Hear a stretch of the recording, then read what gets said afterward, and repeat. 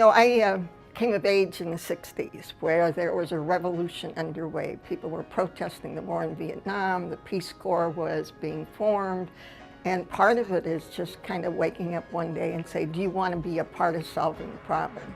So I decided, well, what can I do? I actually dropped out of the university as a second quarter senior to go to Mississippi and become engaged in voter registration. So it goes back a long way, and all of it sort of is because I believe that we all have something that we can do that helps better people's lives.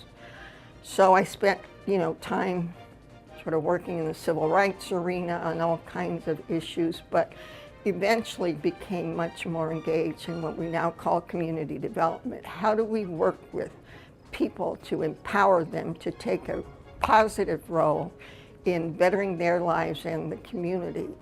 Took several years off to go to the Philippines as a spouse of a Peace Corps director, so did a lot of volunteer work while I was there as well. I think in Detroit, it's a very difficult work, in part because of the economics of what we do.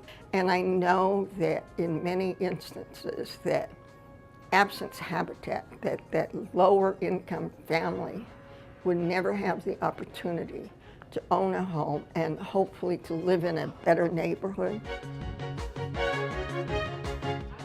And sometimes you go out and start it yourself. Do a campaign, walk around your neighborhood, and if there's a trash issue, go knock on the doors and say, what can we do? Volunteer efforts are not always institutionalized.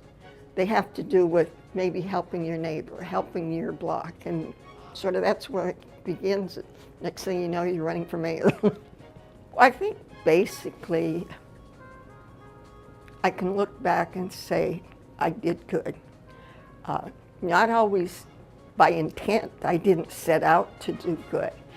But when I see something that resulted from my work, I said it made a difference.